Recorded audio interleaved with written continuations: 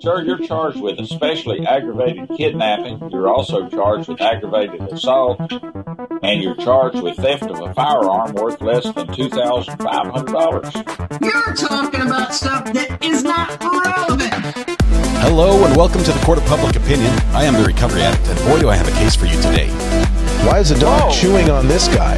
I think they have got the wrong guy there. Got the wrong guy, and the dog was biting him. He roughened him up quite a bit. There's a lawsuit. 9 out of 10 judges prefer watching the Recovery Addict livestream in their courtroom. The fireworks are not done. Now we're doing commentary on the case. Dati mihi Anglican praise service Latino. I didn't ask you to interrupt. Is that correct? Literally not true.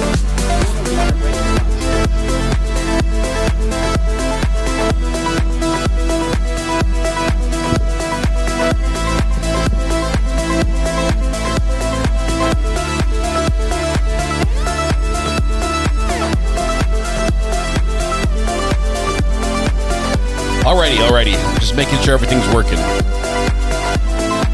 Good morning. Welcome to the port of public opinion. Back, taking it easy. We're now a seaport. We're taking shipment. This is not Burger King. People do not get to have it their way. Well, can I just scratch all that? Oh, that was terrible. I apologize. Scratch all that. Yeah. Welcome to the Court of Public Opinion. I'm the Recovery Addict. Good morning, good afternoon, good evening, apparently, for a few of you. Oh, my goodness. I'm so excited that it's today. I'm so excited that it's Podcast Thursday, first of all. That is super exciting. And we finally get to find out how yesterday ended. Because it starts this morning, and we have a wonderful, wonderful day ahead of us in court. Bring the jury. No, I did not peek. By the way, your chats aren't on screen, but I will put them on screen just briefly. There we go. Nosy Rosie, I did not peek. Before we address the issue of peeking, Nosy Rosie, first of all, we have to say Steve N. Steve, congratulations. With the he comes in first in chat. Now, what does this tell us about Steve? I think he knows that he's committing the crime of breaking into chat. He's breaking and entering into chat, basically. It was silent. It was quiet. There was nobody there. He just barges in, and he has a little bit of glee in doing so. So he has the he knows it's wrong, but he did it anyway. And for that, Steve, we're going to have to sentence you. Because he's the guy. Because he's the guy. We have to sentence you to internet ownership. So the internet is all yours today. Bad news for you, Steve. Just bad news. I just want to put this out there. I object. Tornadoes everywhere. This is not Burger King. People do not get to have it their way. They're coming this direction, as towards my studio. So do everything you can, in addition to your internet ownership, to whatever you can do with the internet to reroute those tornadoes to somewhere. The zombie apocalypse may be upon us. Where preferably nobody lives. That would be my preference. So make sure we don't have power outage today and keep the internet going, and then we're good. All right. Oh, Kate, see already. Kate, reach out to Steve. Steve's in charge of the internet today. He can fix that for you. That's awesome. Good morning.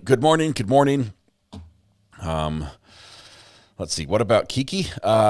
Kiki's on the back porch, I think, eating an egg right now. But it's been raining a little bit. It's scattered. I think there was a tornado in North Carolina yesterday, but far away from me. So anyway, we have nearly 8 hours of court to get through today.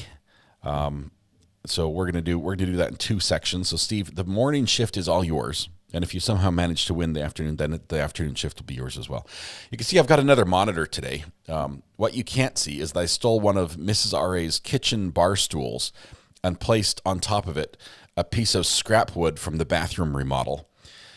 So I have a stand for my TV. I had no way to get it to eye level where I could actually work on it. But now it's there, so now I can see it. We're getting closer to having replay capabilities set up. So speaking of replays, I went to work for y'all. I went to work. Wait, hang on. We'll do birthdays, and then I'll tell you how I went to work yesterday, and I got a video out, and I did editing. I had to drive my kids to a church activity. And so I'm sitting in church with my headphones on, editing this audio. And that will be funny at a later point when you hear the audio. But anyway, we're, this is all right. I'm sitting on the floor. It's fine. Who needs chairs, right? Who needs chairs for breakfast and all? That's overrated. So clearly, I need to find another stand, but we'll work on that. All right, we have good stuff. Does anyone have a birthday today that needs to be celebrated as we kick off this morning in our delayed recap of Karen Reed? We're on day 4 here. Unlike Idaho, doesn't Chad Daybell isn't one of the kids who's accused of murdering? Wasn't that JJ as well? Do we have 2? Are we following 2 trials with JJs in them? I mean, what are the odds of having 2 victims named JJ? So yes, we've got a JJ. We've got 2 JJs. No birthdays for you, says Tisha. No birthdays. Do we have nobody's birthday? All right. Makes me a bit sad. Makes me a bit sad if there's no birthdays. Anybody? No? Maybe we have to just celebrate some anniversaries here. Let's see. Karen Michael, welcome to the gallery. Green Courthouse by your name. Thank you very much. I appreciate that. Love to see those colors change. 3 months right there. 3 months. Yeah, time will fly, though. Time will fly. It'll be yellow and then, pink and purple and everything else before you know it. I guess orange is the next one after yellow. How can we go on without the birthday song? Miss Violet comes in and says, it's my grandson's birthday. We can sing to your grandson. We can sing grandson. What's the grandson's name, Miss Violet? Let's see. How do I look up a court docket in New Mexico? You've got to go to the county courthouse. Well, let's see. We've got 2 things to celebrate. So, Witchy Mama, in New Mexico, you have to go to the county court, usually the website, and then go to the clerk of courts. And sometimes the website's really good and easy to search, but every county is different. Every single county is different. You have to know probably the name of one of the participants. Sometimes you have to know the actual case name. Sometimes the docket is not published. A lot of times it's not published. A lot of times it's very hard to get to. Basically, Witchy Mama, it takes work, a lot of work, and it takes a little experience and a little bit of know-how as to what to look for to see where it was buried and hidden, because this isn't going to be on the front page of, New Mexico court in this county, and it won't just be like, here's the docket. Some counties are. Some are just that wide open. It's like, docket for the day, right here. Others, you have to search and dig for, and finally get to the search tool. You have to say, what specific 24-hour period do you want the docket for? And that's all they'll let you see. And you have to scroll through search after search to see what's coming up. So I wish there was an easy answer for that, but there's not. All right, we have, let's see, Joshua, who's 10 today. Miss Violet, is Joshua... Let's see, Jen P's cat Meatball has a birthday today. Dougie Buggy. Okay, we've got a couple. You guys need to add this to the chart. I'm not coming down to you like Aunt Bev, like Judge Bev, but you guys need to add this to the spreadsheet in the morning so we can do this properly, because it gets a little tricky here. Holy cow. So we have all these. We've got all these scattered dates. Let me do it the old-fashioned way and try to take notes so we can assemble all the names. All right, so it's going to be Joshua, Jessica. Oh, Jessica's celebrating 12 years of in recovery today, anorexia recovery. Jessica, congratulations on 12 years. That is awesome. That is awesome. Great work. Wow. Yay. Party sound. There we go. Party sound. So we have Joshua. We're going to sing for her birthday. Any others? Just looking. Oh, that is Joshua. He's 10. Okay, so that's the one. We have Dougie Boogie. Do you have to say Dougie Boogie, or is it like Dougie Buggy? Dougie Buggy and Meatball, Jen's cat.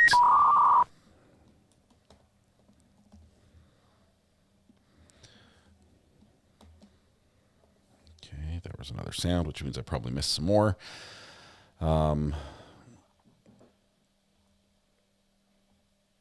There we go. So Dougie Buggy, we'll add Meatball in there as well. There we go. Billy Joel's 75 today. He can sing to us, Steve. He can sing to us. Let's see. We are going to, we'll kick it off, everybody. Warm up with me.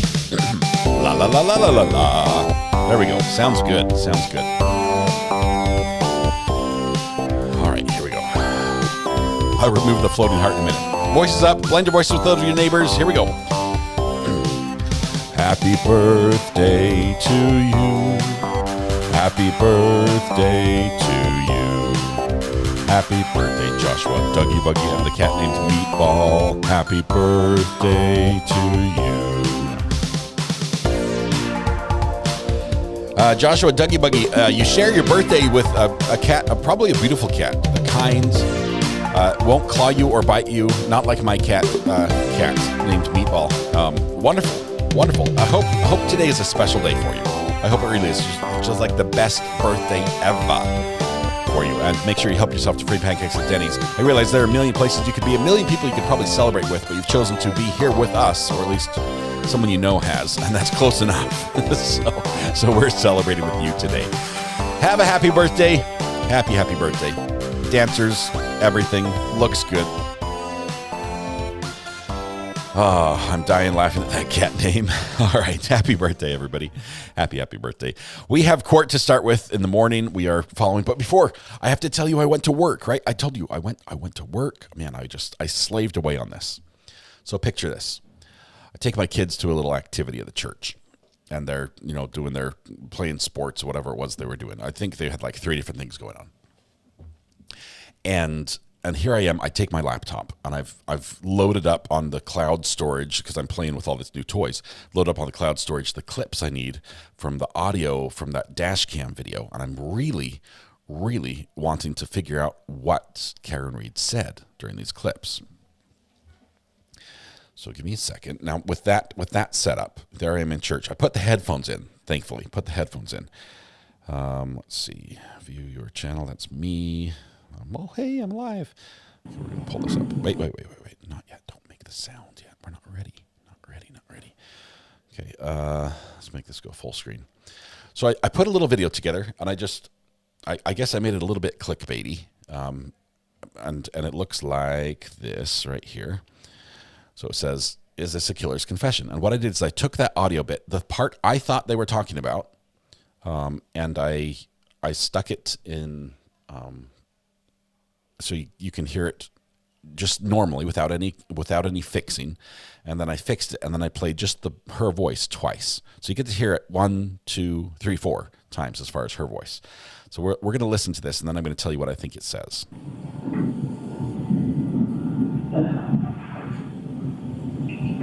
Does he have foot problems? Does he do what? Does he do drugs? Huh? I fixed it. Does he have foot problems? Does he do what? Does he do drugs? Huh? Now here's her voice twice.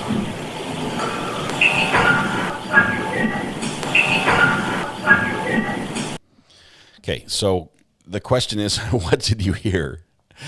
And let me tell you what I heard.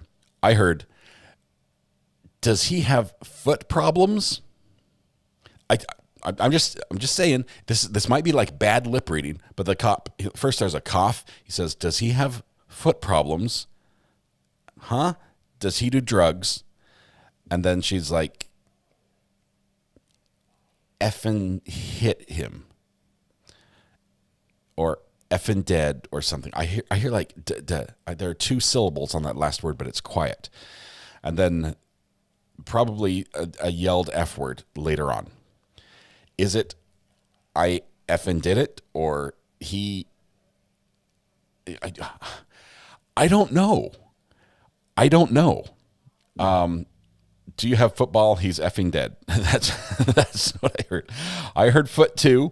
We're going to play it one more time. Give me one more chance to. Okay, here we go. This is the bad cop. Gets in the car. Does he have foot problems? you like it? Did you like it? Huh?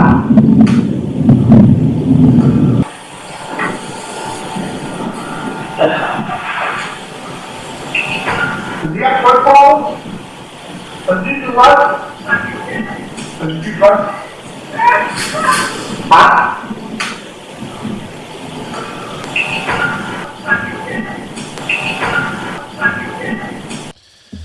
Okay, I don't know, but imagine me slaving away on this audio, trying to get that F word to be perfectly audible as I'm sitting there in church. People are walking by. What you doing? Oh, nothing.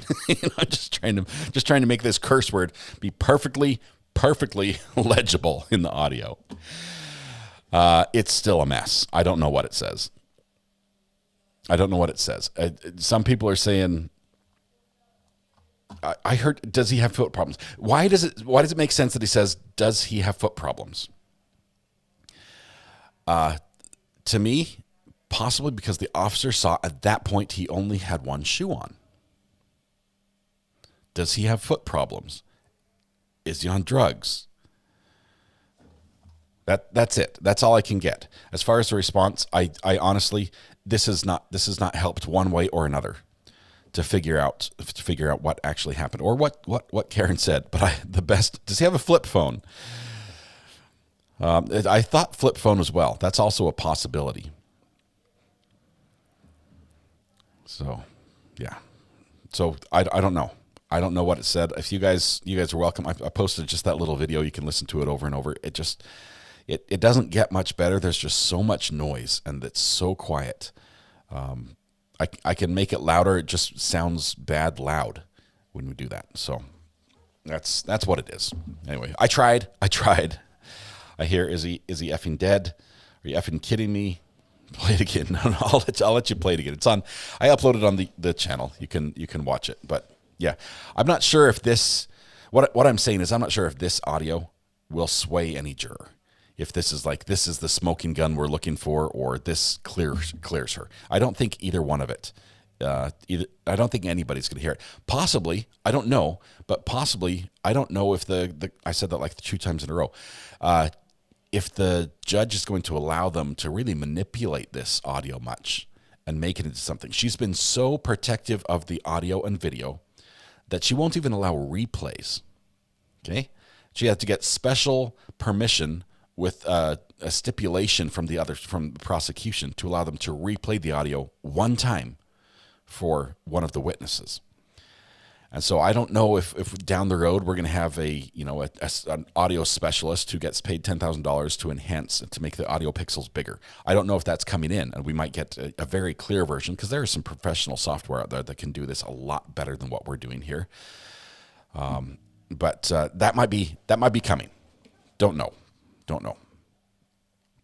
But you know what else is coming? Christmas. Haha, gotcha. No, just kidding. What's coming right now is court. Court is coming. We're going to pick up where we left off yesterday. We have on the stand, this is for day 4. On the stand, we have witness Katie McLaughlin, or McLaughlin, depending on how you want to say it. I say McLaughlin. She's a paramedic firefighter. She is the one who has a clear recollection of exactly what happened as far as what Karen Reed said. And she says, we were having a conversation. I asked her this, and she replied, I hit him. Another woman said, you're hysterical. You need to calm down. And she replied again, I hit him. She recalls this conversation, and she says it was in the presence of a police officer. So I'm like, oh, good. They heard. They'll take care of it. And that's all she did about that, and didn't put it in a report or anything else. And her mannerisms, okay, I'm not... I believe there's some truth, there's some factuality, there's something that can be learned from behavior of people when they're talking. People have tells, right? I'm not the biggest body language person on the planet. Are we muted? That was somebody's cell phone. Welcome to Zoom for Government. And guess what she just gave away? You can play these tones into a phone, into the microphone, and it will dial that number. Participant ID, please enter the meeting passcode followed by pound. You can use a DTMF decoder and get all these numbers. You have joined the meeting as an attendee and will be muted throughout the meeting. Everyone can join us on Zoom now. The host. You are unmuted. There you go. Anyway. Shush, I shouldn't say that. It doesn't take much. Like someone could literally pick up the phone, get a dial tone, and hold that to the speaker, and it would dial that number, call in, work its way through the menu, enter the PIN, and get you into Zoom. Hear ye, hear ye, hear ye. All persons have any business before the Honorable Beverly Benoni, Justice of the Norfolk Superior Court in for the County of Norfolk. Draw near, give me attendance, and shall be heard. God save the Commonwealth of Massachusetts. I can't be heard because we're muted. 2282CR117, the Commonwealth versus Karen Reed. Can I have counsel identify themselves for the record? Adam Lally for the Commonwealth. Good morning, Your Honor. Good morning, Mr. Lally. Good morning, Your Honor. Laura McLaughlin for the Commonwealth. Good morning, Ms. McLaughlin. Good morning, Your Honor. Alan Jackson for Ms. Reed. Good morning, Mr. Jackson. Your Honor, Elizabeth Little, also on behalf of Ms. Reed. Good morning, Ms. Little. Good morning, Judge David Yannetti for Karen Reed. Good morning, Ms. Giannetti. Good morning, Ms. Reed. Good morning, jurors. I have to ask you those same 3 questions. Were you able to... Adam, congratulations on 15 months. From discussing this case cheers. I love the cheers reference. Everyone said yes or nodded affirmatively. Were you also able to follow the instructions and refrain from doing any independent research or investigation into this case?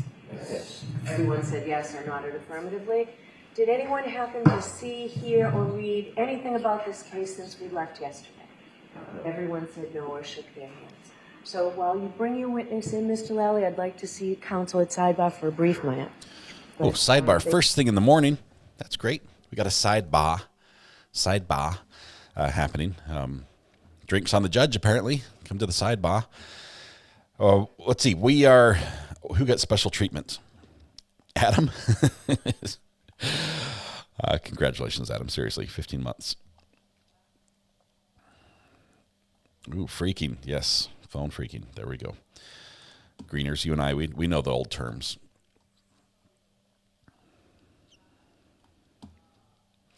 The accent is wonderful. It's amazing. The thumbnail is looking great, by the way. Great work for those of you who are working on the thumbnail. It is looking really, really good.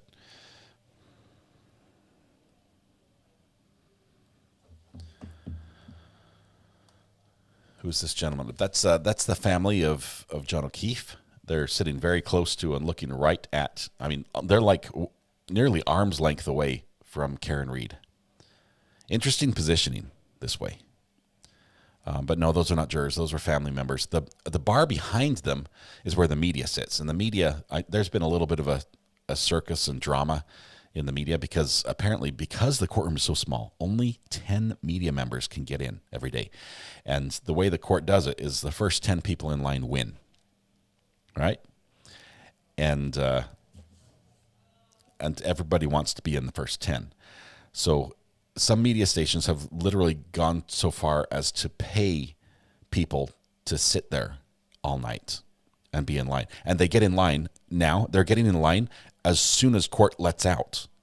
They sit in line for, I don't know, I think I heard $80 a night to sit there until the media shows up and is like, okay, change places. Now I'm in line, ready to go. So if this continues, there might be some issues with the court because I think the drama and the jostling with the media, and that happens a lot, but it happens more so when there's a high interest case in very limited space. The government might step in and try to manage that a little better, or rotate it, or do a lottery, or things that other courts do. So we'll see. Anyway, no room for spectators. It's pretty much just family and media in this courtroom. Digital String Theory, thank you very much. Glad you're feeling better today. Hope you can hang out with us, and hope that helps a little bit more as we kick off the day with a sidebar. Yesterday, the judge started, I think it was yesterday afternoon, the judge started by giving an admonition to the jurors, basically saying, what the defense did, don't let that sway you. And it was a little weird. It's possible that the prosecutor had gone up and made a motion or made an objection on sidebar about that, but I didn't hear one at the time. So for her to just come out and say, just by the way, the questions that the lawyers ask are not evidence. And she gave a pretty cool little example of, you know, if somebody asks this question and the answer was no, then you have no evidence of these 4 things. That was really cool. But yeah, apparently if you want easy money, you can just head to MA and get paid $80 an hour to just stand there. Or $80 a night, I guess. That's not. It would be better at $80 an hour. Oh, you could have price wars. You could have price wars. This would be hilarious if somebody reserved all 10 spaces. I mean, I know you've got the local news media who are there. You've got Court TV is there. You could literally have people who are like, well, I'm standing here and I'm not moving for less than $200. $200 is my price. the entrepreneurs. Here's an opportunity. There's a who says you can't find a job these days? Okay, chair arbitrage. I'm so bad. I am. I'm really excited about. We've got stand your ground laws. Where do I sign up? Right outside the courthouse. Bring a chair, and maybe a porta potty, or depends, because you get out of line. So help me. Sounds safer than don't. I'm not sure. It might actually. They might need bailiffs to keep the peace at some point. I will say to those, I don't know any of the members of the media. I'm not familiar with any individuals. I haven't followed the case close enough to be able to say, oh, this is that person, this is that person. But to those members who get in every day, who have done the groundwork, either to hire someone to stand in line for them, a placeholder, or to get up bright and early in the morning and bust their butt down there to get in line, good on you. Good on you. That's awesome. You suggest this right before you start attending the cases.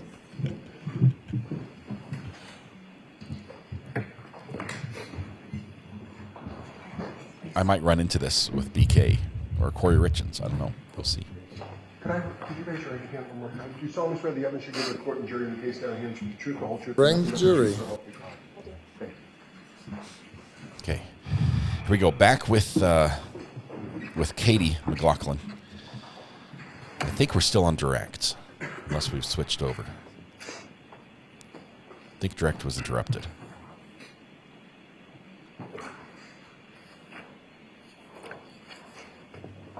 Whenever you're ready, Mr. Lally. Thank you, Your Honor. Oh, we're ready. Now, I have a few more questions for you. So, I can turn your attention to the period of time you testified about yesterday when you're at Mr. O'Keefe is in the back of the ambulance. With respect to his clothing, what, if any, observations did you make in regard to that clothing? He had, in terms of what he was wearing? First, in terms of what he was wearing. He was wearing jeans. He had on a dark-colored, light zip-up jacket, and I noticed one sneaker. Now, with regard to that clothing, what, if any, observations did you make in regard to the condition of that clothing? The lawyer's so far from the mic. It was soaked through. She saw a lot of detail. As far as tears or holes or anything else with regard to that clothing, what, if any, observations did you make of that? I didn't see any.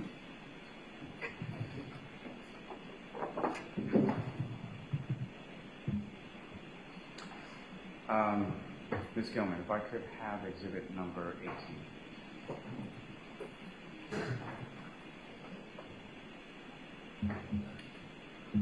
May I approach the witness room? Yes. Okay. These have become the standard questions for each witness. Laser pointer instruction. There it is. Okay. You've had one witness pick up the laser pointer, try to point it, and then immediately say, "Oh, sorry." Now, first, Fire Department he shined it at recognize what's up on the screen as exhibit 18. Do I recognize, what it is? What it is? Yes. Yes. And what do you recognize it to be? The address of the call, 34 Fairview Road. Now, with respect to this photograph, you observed within it or where Mr. O'Keefe was on the ground when you first arrived? From this angle, no, I don't. And if you could... Everyone else has said yes.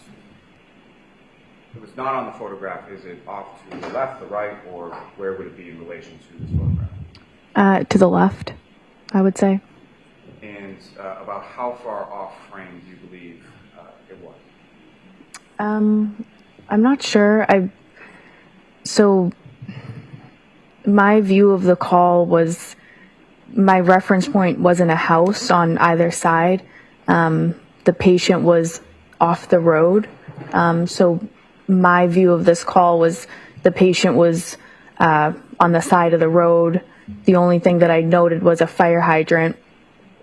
So in relation to, I know it was to the left of a house, but I'm not sure exactly how far left it would be from this picture, from this angle. So your memory is to the left of the house near a fire hydrant, is that correct? Yes.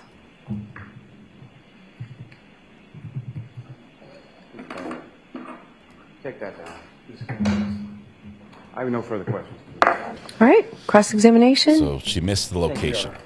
Here we go, on cross.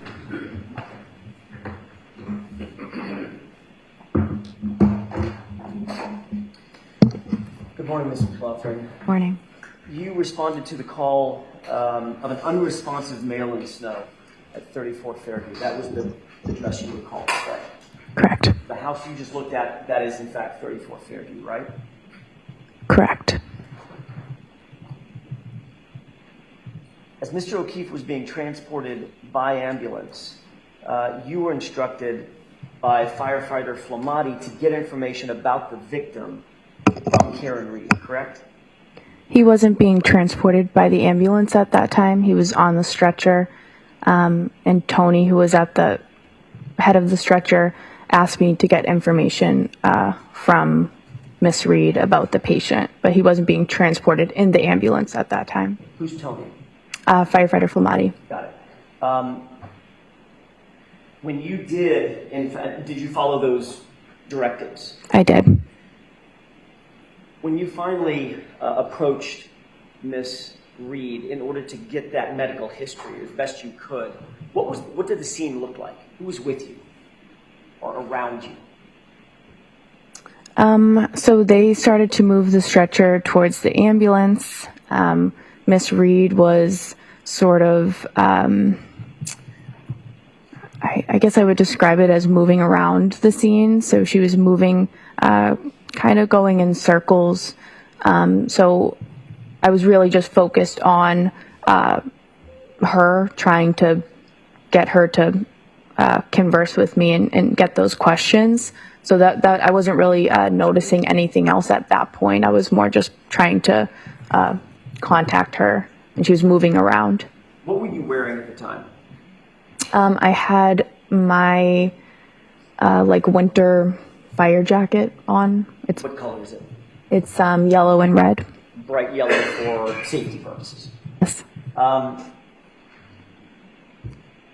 When you began your actual questioning, once everybody sort of stood still, and you began your questioning of Miss Reed, you were standing in one spot. Miss Reed was standing to your right. Is that right? Well, the questioning started, as I said, she was moving around the scene. So the questioning was ongoing as she was moving around to different locations. I don't know exactly how many of the questions I got out during the time that she was moving around. At one point, we did come to a stop, and at that point, she was to my right. That's the point I want to focus your attention on, if I could.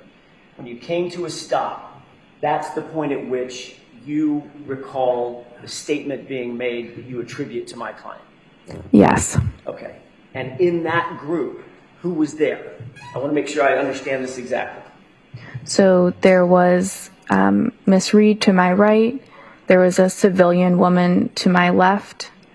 There was a police officer who was not directly across from me, but I would say maybe diagonal to me, closer to Miss Reed. Your Honor, I'm holding a photograph. This has been shown to the Commonwealth. May I approach? Yes. I'm going to show you, Mr. McLaughlin, a still photograph. I'm going to ask you to take a quick look at that photograph and look up after you've studied it for a second and tell me if you recognize people that are in that photograph. I recognize people in it. May I publish, Your Honor? Yes. Is this an exhibit, or are you moving to introduce it? I'm moving to introduce it. It has not been introduced as yet. Okay. Does it have a number? So go ahead and have the witness adopt it first. Sure. Do you see the person closest to frame? Closest to the camera? Yes. In what appears to be a yellow and red jacket? Yes. Who's that? That would be me. Who's to your right? It appears to be Miss Reed. And to your left? A civilian woman. And across, as you said, sort of diagonal, closer to Miss Reed is? A police officer. Do you know that officer's name, by the way? I don't know his name. Okay. Your Honor, with that, I would ask that this be marked as next in order. Okay, is there any objection? No objection. So we are going to remark these exhibits today because of the problems that I indicated at Sidebar. How do you want to do this, Madam Reporter? I don't know where we start from. We start remarking the exhibits. Tori, how many are in evidence? 30, maybe? 15?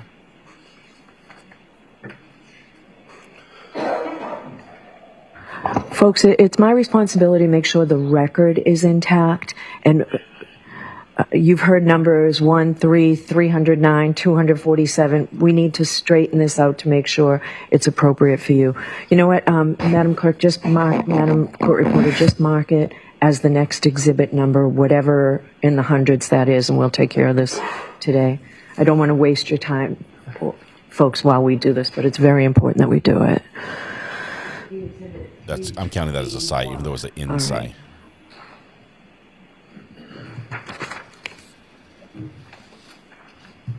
All right, so there was any objection to that from the Commonwealth? No, Your Honor. Okay. Changing the numbering system? Yes. Thank you. Mid-trial. Mr. McLaughlin, this is the time or the scene that you've told us about when you heard the statement that you've attributed to my client, correct?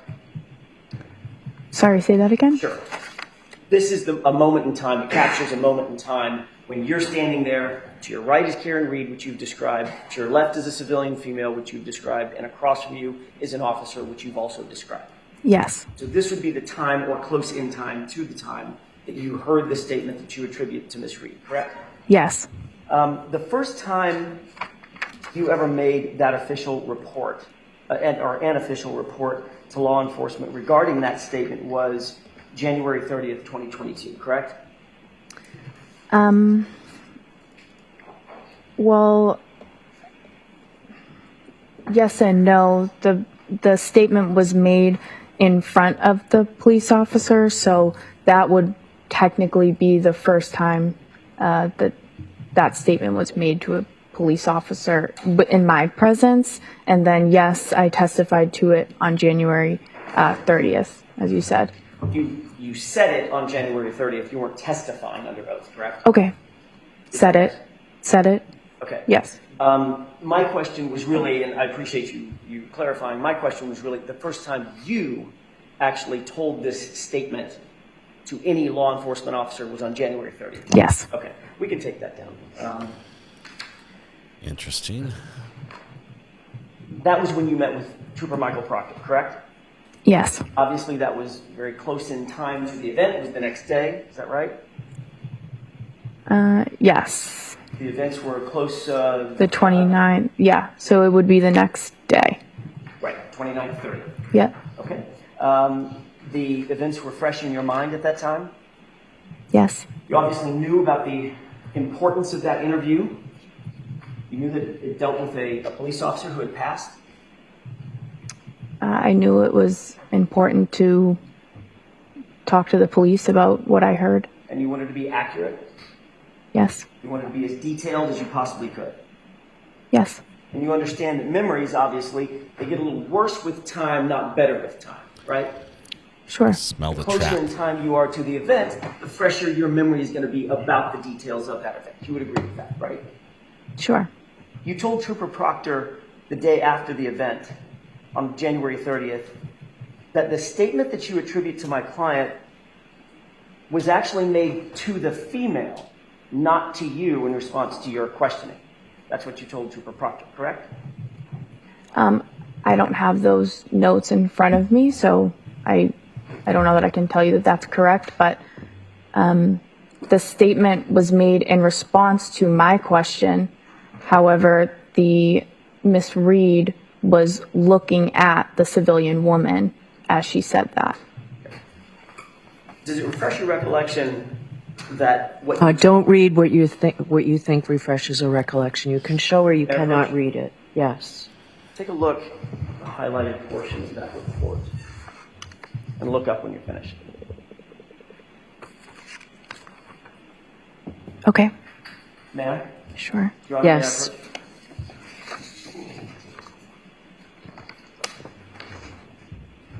Does that refresh your recollection about what you told Trooper Proctor on January 30th?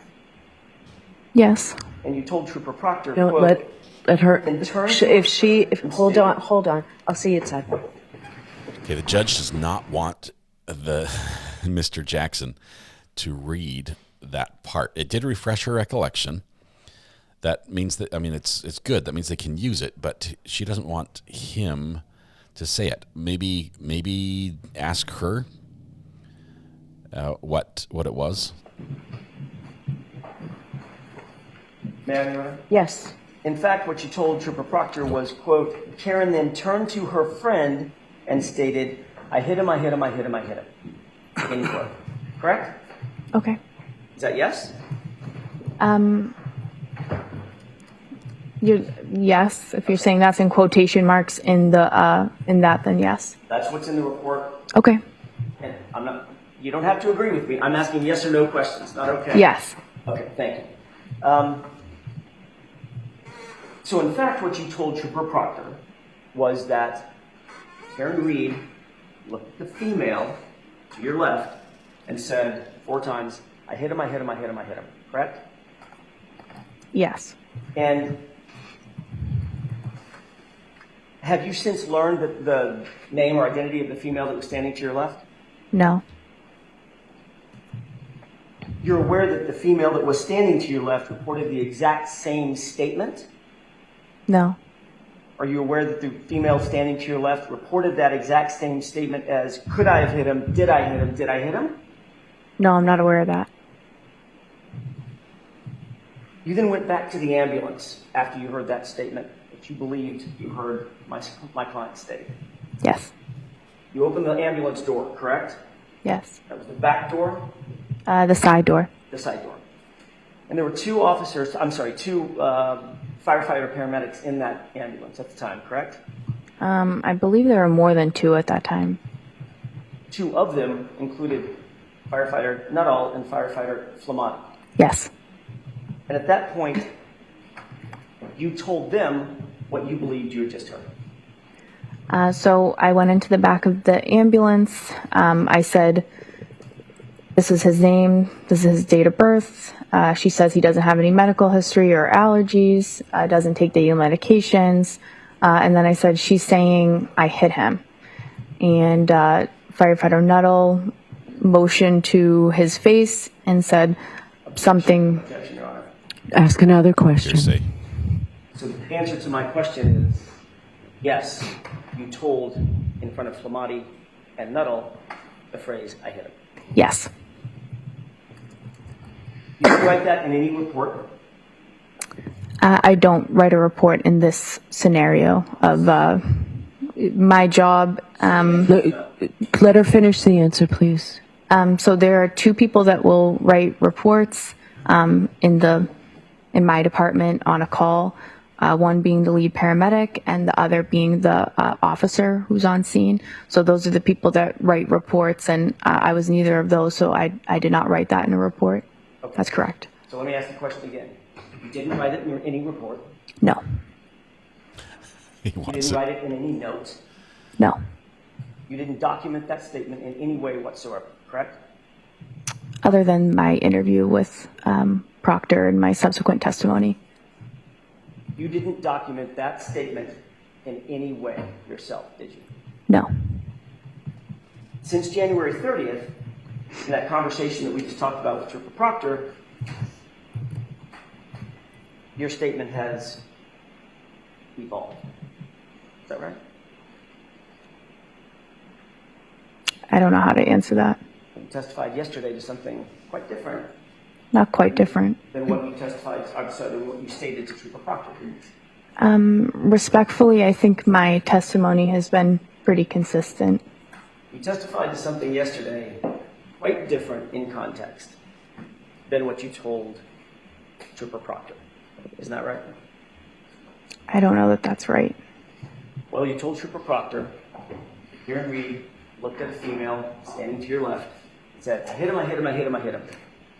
Right? Yes. Yesterday, you told these jurors that Karen Reed said, I hit him, and an officer said, you what? And she repeated, I hit him, and the officer immediately turned and went to find another sergeant. Is that right or no? Yes or no? No, there was more to that testimony. That's not what you said yesterday? I think I said more than that, than what you just repeated. Is what I said consistent with what you said yesterday? There's a lot of things that you said. More of. I'm asking, is that the sum and substance of what you told these jurors yesterday? Yes. So you would agree that from that time till yesterday, your story has evolved. It's changed. Would I agree with that? No. I don't know that I agree with that. You think the story that you told Trooper Proctor is exactly the same I story? understand what you're saying. So I understand what you're saying. So has your story evolved? Okay, yes. Okay.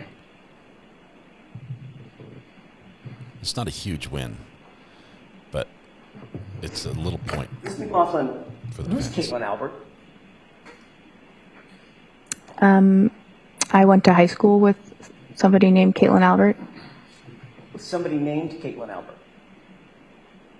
I went to high school with somebody named Caitlin Albert. So do you know Caitlin Albert? I do. You're friends with Caitlin Albert? I would say more acquaintances, not close friends. How do you describe an acquaintance?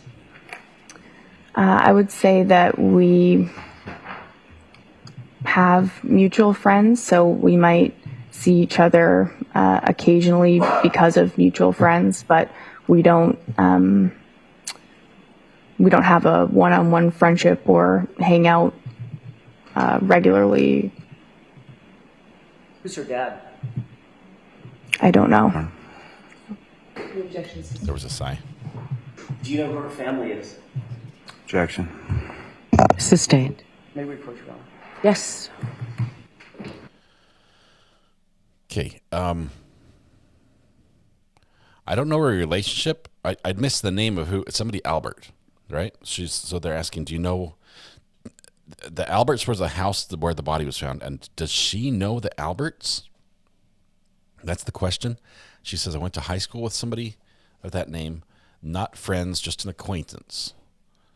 And now the prosecutor is digging. Who's the dad? Do you know how well do you know the family? He's got to have something.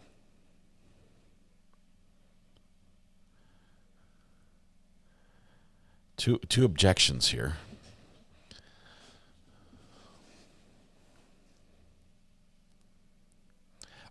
When she said I went to high school with somebody by that name, her answers, compare that answer to how she answered a previous question where she just volunteers tons of information. And then she says, oh, no, there was someone named that in my high school. That is like the most obscure answer ever. Why would you say that? Why would you distance yourself so much in that response? What is the seismograph count? Lily Wayne, when the judge goes, usually right before there's an objection from the state. She goes, and then there's the objection. I'm not sure if it's like a Pavlovian response or what, but she sighs all the time right into the mic. And sometimes it's like, it's just, I don't know what else to do. So we're counting on our seismograph. We're counting the number of times she sighs. We're trying to differentiate her sighs from anyone else's because I realize witnesses sigh. The prosecution sighs as well. They've done a couple here just recently, but we're trying to just count the judge's sighs.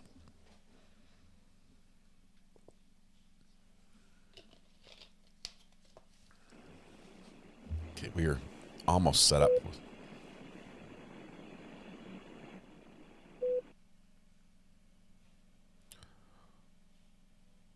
Ooh. We only stand when the jury leaves, and it looks like the jury is leaving. That means we get to get spicy in here. We need to have a heated argument that the jury can't hear. Ooh. Whisper, whisper.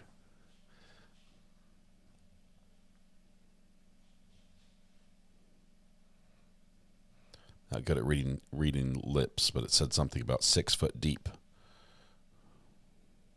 Bury him. No, I'm just kidding. I have no idea what he said. All right. Ms. McLaughlin, I'm going to let you step out for a few minutes, show them what you have, and let a court officer know when you're ready for me to come back out. All rise for the court, please.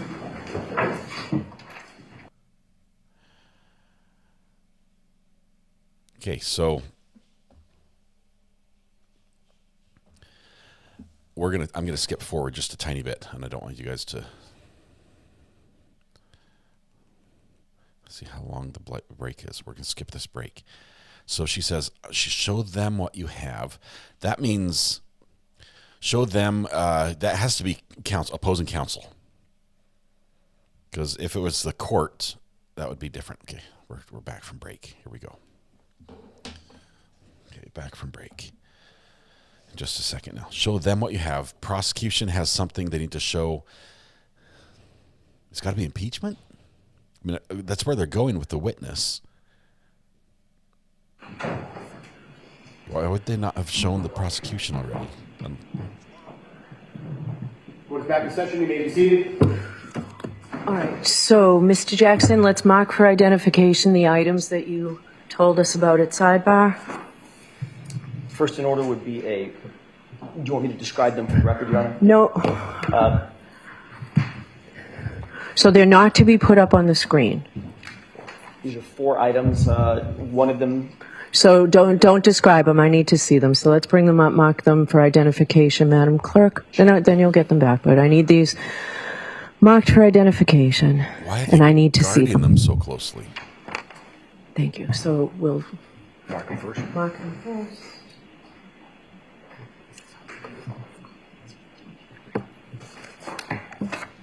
It's all about the markings. All right.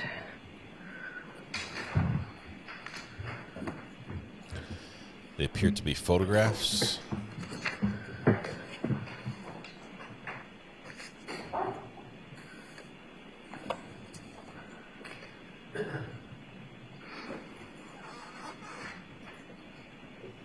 That looked like a screenshot.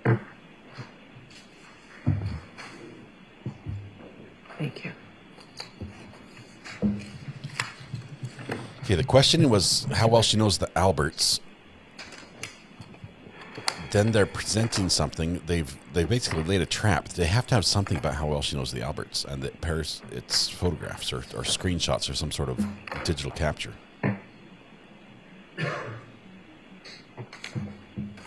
Okay, so we have 4 pieces of paper marked for identification that appear. You got these off of social media sites, Mr. Jackson? That's correct. Okay. When did you get these? I couldn't tell you the exact date, but we've probably had them for between 6 months and a year. All right. And Commonwealth, you've not seen these before? No, Your Honor. Right. So we'll talk about Rule 14 in a little bit, but We'll bring the witness in. You can ask her questions, Mr. Jackson, about her vacation that you mentioned, the drinking that you talked about, the relationship with Ms. Albert. Rule 14 I've forgotten is the first pretrial name already. discovery. And Caitlin, and about the house. So you can ask her questions about that. And let's see, you can show her these exhibits or these marked for identification if you need to. You may have trouble actually getting those into evidence, but I'm going to let you find out. You can ask her to identify them, how long ago they were, things like that. Thank you. All right, could we bring in Ms. McLaughlin, please? Yes.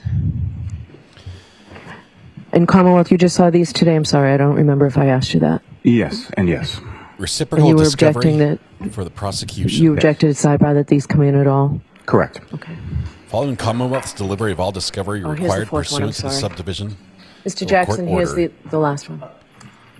An honor before a date agreed between the parties. In the absence of such agreement, a date ordered by the court, the defendant shall disclose to the prosecution and permit the Commonwealth to discover, inspect, and copy any material and relevant So, Ms. evidence McLaughlin, Mr. discoverable. Jackson's going to be allowed to ask you questions outside the presence of the jury, and you're still under oath, and you have to answer them truthfully, okay? Okay.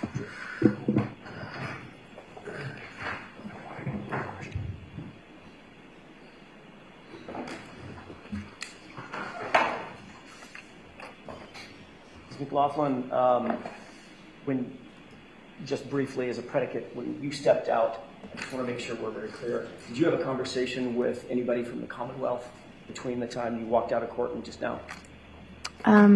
Just about if I needed a drink of water or to use the restroom. Okay, but nothing about the substance of your testimony? No. Ms. McLaughlin, I asked you before we broke if you know who Caitlin Albert is. Yes. You said that you went to high school with somebody by that name, correct? Yes. You in fact know that person as a friend, correct? I know her. She's more than an acquaintance. I would say she's an acquaintance. She's not a close friend. Is she in a group of friends of yours? We have mutual friends. How long have you known her?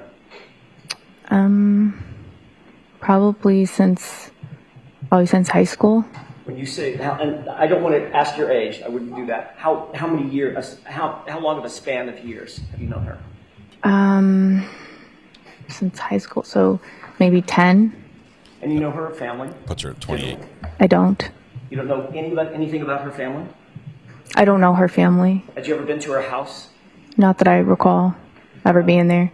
Not that you recall, or you haven't? Those are two different things. I don't recall ever being there. Okay, so you might have been there, you just don't recall.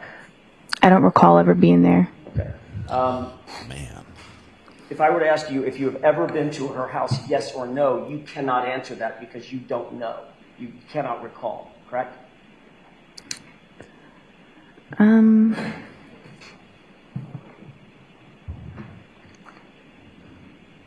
would say, I would lean towards no. I have no recollection of ever being at her house.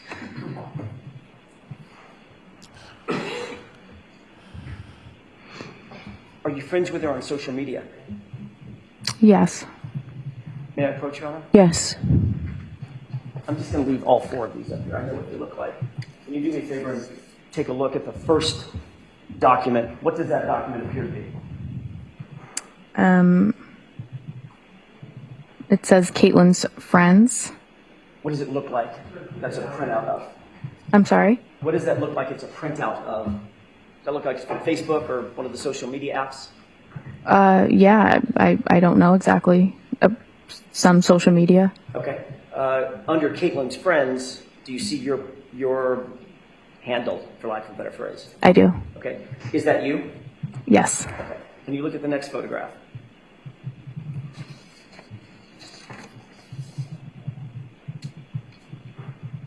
Before we talk about that next photograph, which is, I should go in order for the record, Your Honor. The first one was H.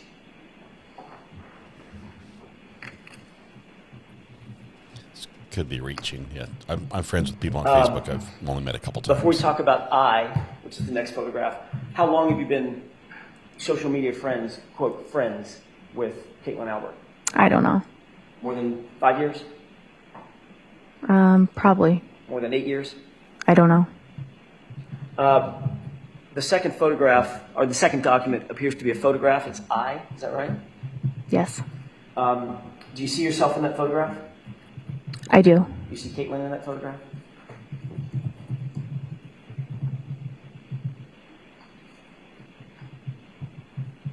I do. When was that photograph taken? I have no idea. Where was that photograph taken? I don't know. You have no idea how long ago that was? I don't. What was the event that was depicted, or that is depicted in that photograph? I don't know. Is that local, or was that on a trip somewhere? I don't know. Probably local. If it's a beach, I don't remember. I've never been away to a beach on vacation with all of these people, so probably local. When we say local, let's talk about local. I don't mean we may have different definitions. Where would that be? What beach? I'm not as familiar with the location. I'm not sure. Maybe on the Cape? Possibly. Right. Do you recognize some of the other folks in that photograph? I do. Matter of fact, there's a lot of people in that photograph, right? There's a lot of people in it. Did you take a trip with all those people at some point in the past? Take a trip? To the beach. Did I go to the beach at some point with these people? Yes. Okay. When did you go to the beach with all those folks? I don't know. I don't know when this picture is from. It seems old to me, but... Well, you can see yourself. I mean... Yeah. What was that? Did you say it seems old to you? Yeah, to me. Okay. This isn't like a recent to me. How old do you think that photograph is? I don't know. It could be around high school. I'm not sure. And I know Mr. Jackson didn't want to ask you how old you are. When did you get out of high school? 2014. Okay. I graduated. So could that have been around 2014? It could be. So you've known Caitlin for at least that long? Yeah. And when I say travel, I mean travel outside of Canton. You've gone places with her, correct? Yes. You've posed for photographs with her? Yes. With other folks? Yes. It's like socializing and partying, correct? Looks like socializing. Maybe a small vacation. I've never been on vacation with a big group of people like this. Well, that doesn't look like what would you call that if that's not like a mini vacation? A day at the beach? A day at the beach, okay. So maybe a day vacation. Sure. Okay. Let's look at the next photograph. Jay. May I approach, Your Honor? Yes. That is a posed photo. Myself. That photograph looks a little older, correct? They both look old to me. I don't know when they're from. I'm going to ask you the same questions about that. These aren't trick questions. I don't want to waste your time. What's that from? I don't remember specifically what or where this is. Do you see yourself in that photograph? I do. Do you see Caitlin in that photograph? This long pause. I do. You're all posing for the camera, correct? Yes. What's the location? I don't know. No idea. Judge leans over and looks at the picture. This is yet another socializing event with Caitlin that you can't recall. I don't know where this is exactly. I'm sorry, I didn't mean to step on your words. Go ahead. I don't know where this is exactly. So you had so many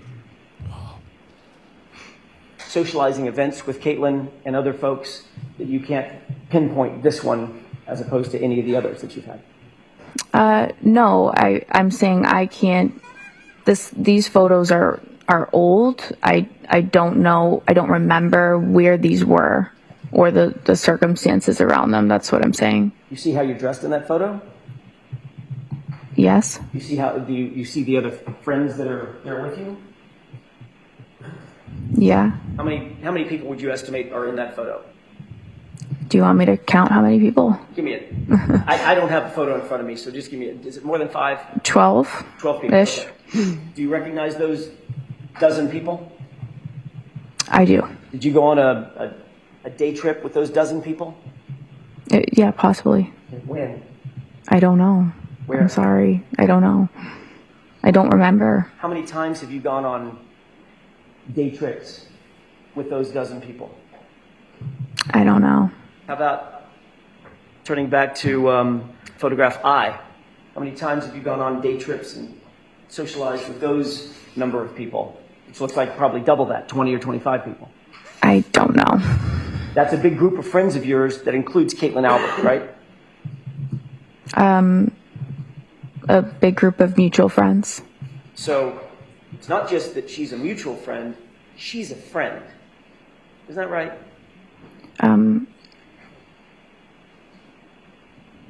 As I said before, I would consider myself more of an acquaintance. We have mutual friends. I wouldn't consider her a close friend, but yeah, I mean, that would be my answer. You basically grew up with her, went to high school with her. I didn't grow up with her. I went to high school with her. When I say grow up with her, I mean you grew up in the same town as her, right? Grew up in the same town. Went to the same high school as she did. Yes. Socialized with the same friends as she did. Yes. Went on day trips with her. Yes. And apparently have all the same friend group. Right? I don't know that we have all the same friend group. These are people that we're both friends with. But you don't consider her anything more than just an acquaintance? I think I described it to you. The answer to my question is you don't consider her to be anything more than an acquaintance. I wouldn't consider her to be a close friend. Now let's take a look at the last photograph. Caitlin Albert is out there listening to this. I wonder what she thinks. What's the last one? Describe what's in that photograph. It's a picture of me. Caitlin is in it, and seems to be other people in it as well. May I approach? Judge takes a peek over the shoulder.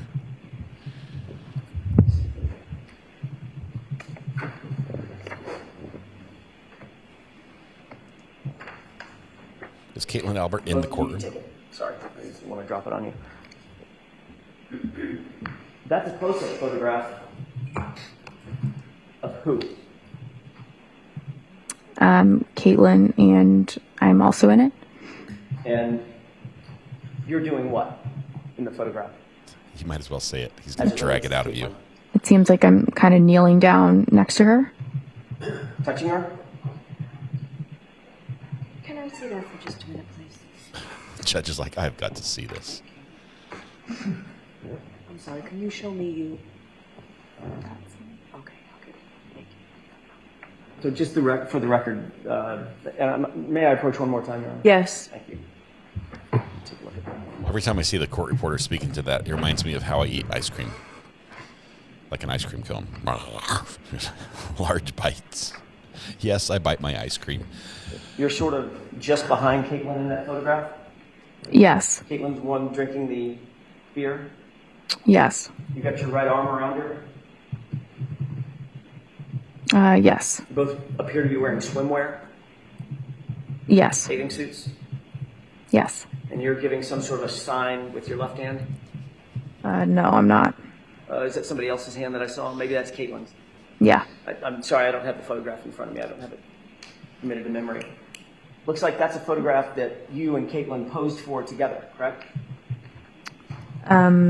It seems like it's a close-up of a bigger, like a picture. It seems to be zoomed in on a group of people. Which was posted on social media. Okay. Is that right? Are you telling me that? I'm asking you that. Have you ever seen that posted on social media? I don't recall seeing this picture, but if it was on social media, then okay. How long ago was that picture taken? I don't know. Who took the picture? I don't know. Where were you when the photograph was taken?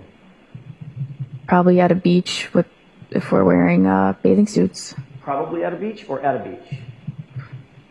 Well, I can't see a beach in the picture. We're in bathing suits. It could be at a beach. Right. Do you recognize the bathing suit that you're wearing in the photograph? No.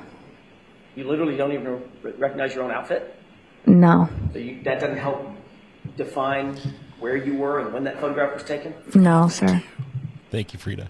Wow. Do any of these photographs remind you that you've been to Caitlin's house at some point in your friendship with her?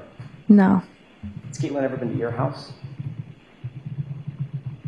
Not to my recollection. When was the last time you talked to Caitlin?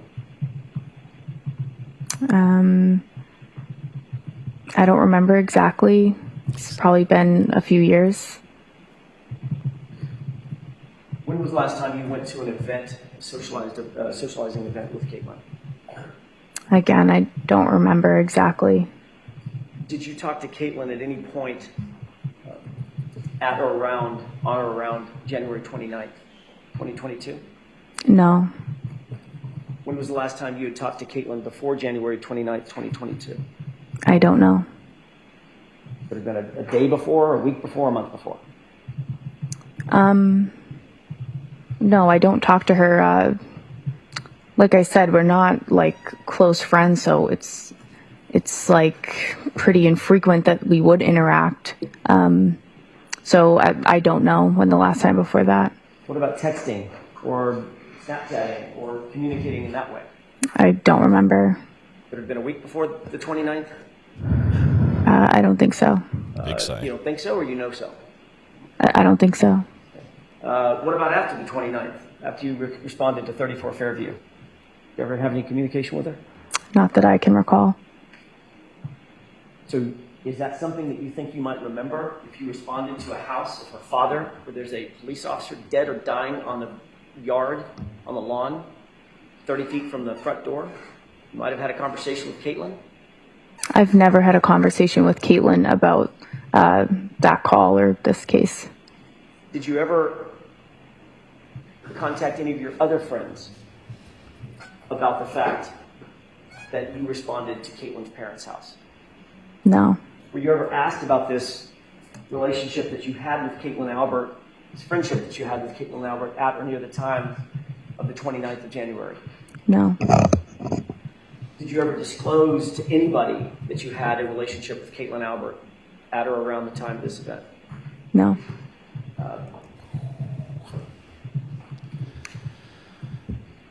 Thank you, Selena. When you went to 34 Fairview, you knew that that was the Albert family home, correct? No. When did you learn that it was the Albert? You now know that. I know that now. When did you find that? I don't know. I don't recall. It was some point after. But I don't know when. Would it have been the next day? No. You and firefighter Formalities and firefighter Nuttall were all discussing this case pretty intently after this event, correct? No. It's not that often in the little town of Canton that a police officer is found dead or dying on another police officer's lawn. Wouldn't you agree with that? We responded to a medical call, so the conversation after the fact was at the hospital, debriefing the call, going over what happened, what we use for equipment, what we need, and just like that was the extent of the conversation. Would you agree that this case, given its notoriety, is discussed at the fire station almost daily? I don't know when I'm not there, but it does get brought up. And obviously the fact that the house belongs to, or belonged at the time, to the Albert family is part of that discussion. I don't know. Like I said, it gets brought up, but I just avoid it. I don't engage in the conversations. It was certainly enough of a subject matter that you learned, according to you, after the 29th, that house belonged to Brian Albert, Nicole Albert, parents of your friend Caitlin Albert, right? Well, at that point, it was on the news consistently, so I don't know where that information was introduced, but it was pretty early on after the 29th. I don't recall when it was known that that was the case. I mean, you didn't learn that that was the Albert family home last week. No. You've known it for going on 2.5 years. I don't know exactly when I learned that that was the house. I realize you don't know exactly, Ms. McLaughlin. I'm not asking you the day you learned. I'm asking you've known this basically through the lifespan of this case. At some point after I learned it. Right. I'm just trying to figure out about how long after. A week after? A month after? I'm not sure. But it was more toward January 29th than it was yesterday, correct? Correct.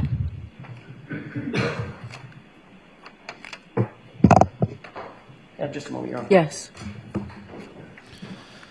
Wow. Quick huddle. Okay, so the Alberts are sitting there, right? They've got to be thinking either A, I don't know this girl, or B, yes, she's been to our house. Lots of fidgeting. What? Well, wow. I wish I could be in the mind of Caitlin. A couple of brief questions. Do you know any of Caitlin's siblings? No. You don't know Brian Albert Jr.? No. Do you know of any of her extended family that might be a little closer in age to you, like Colin Albert? No. Have you ever met any of them? Not that I recall. Not that you recall, or no? I don't remember meeting any of them. Your Honor, that's all I have right now. All right, Mr. Lally, any questions? Sure. Just a few, Your Honor.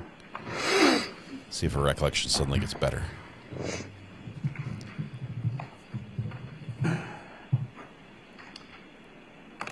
So, Ms. McLaughlin, you're not friends with Caitlin Albert, correct? I'm sorry? You're not friends with Caitlin Albert, is that correct? I would say she's an acquaintance. Not a close friend. Now, you were shown some photographs of you in a fairly large group with Caitlin Albert, correct? Yes. You don't know when those were, correct? I don't know exactly. You don't know where you were when those were taken, correct? No, not exactly. They seem old. And qualifiers in here. Just to back up, you knew her in high school, but you weren't friends in high school, correct? I would categorize our relationship as always being just acquaintances. I knew her. We had some mutual friends, but we were never close friends. We don't have a one-on-one relationship. And as far as high school versus post-high school, would you see her more so during high school, the high school years, or after you graduated? Well, probably more in high school just because you're there every day, but then afterwards, yeah, it was only here and there. Like I said, like mutual friends, so maybe events for mutual friends, I might run into her. And to be clear, and I think you made reference to it, but that last photograph that's marked as K, that seems to be a cropped or sort of zoomed in of a larger photo, is that right? Yeah, yes. Now, as far as each of those photos you were shown, you're present in a photo with Caitlin Albert in a much larger group, correct? Yes. Okay. Have you ever hung out or socialized with Caitlin Albert outside of the setting of a large group? No.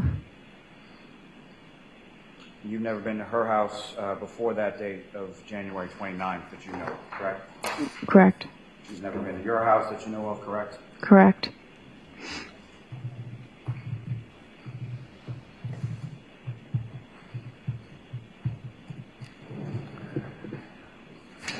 Now, as far as that first one, that's as far as social media is concerned, as far as a friends list, and without sort of doing it, I'm sort of putting that in air quotes.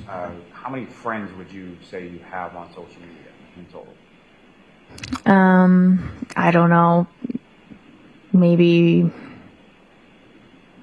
over 500. I don't know.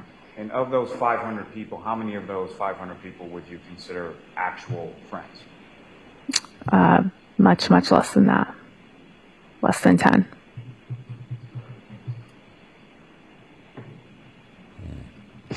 All right, why don't we wrap this up, Mr. Lally? Sure. Just when it comes to that day that you responded, you're working with the fire department, you responded to a call on January 29th to a home, or as you say, to somewhere on the side of the road. Did you have any idea whose house that was adjacent to where the treatment was concerned with regard to your patient, Ms. Rosen? No. I'm not. Okay. All right. So So there was an objection that this was in violation of Rule 14 to admit these exhibits, Mr. Lally. That's what you said, correct? Yes, sir. Okay. So I agree. So the exhibits don't come in. But based on this voir dire and the answers, I'm going to give you some leeway on exactly what you did. Okay? The relationship, the socialization and the extent of it, friends on social media, those areas. You didn't quite get everything that you mentioned at Sidebar you thought you'd get. So that's not coming in. So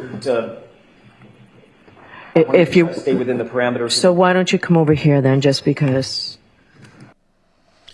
Okay, so I'm looking at this Rule 14, and I'm not finding the exception here. There's mandatory discovery for the defendant, where the prosecution has to turn over everything that they're going to use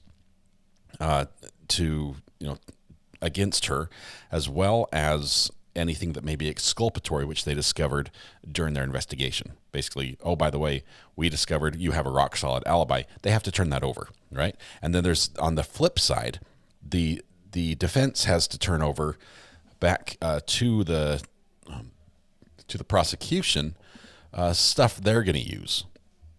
Just 1 second here. There we go. All right. Daybell is set up. We're good over there. Kids singing in the hallway. Let's see. Reciprocal discovery for the prosecution. Following the Commonwealth's delivery of all discovery required pursuant to this rule or court order, and on the day agreed between the parties, or in the absence of a date ordered by the court, the defendant shall disclose to the prosecution and permit the Commonwealth to discover, inspect, and copy any material and relevant I can spell and read evidence discoverable under this rule, which the defendant intends to offer at trial. Intends to offer, that might be the key. Intends to offer at trial, including the names, addresses, dates of birth, and statements of those persons whom the defendant intends to call as a witness at trial. I think, Amber, you were saying that because this is impeachment material, they would only need it in case a witness lied on the stand. So there isn't an intent to use it unless it lies. So maybe that's what the prosecution is saying, why it doesn't come in. Let's see, there are sanctions, the stay of automatic discovery, sanctions.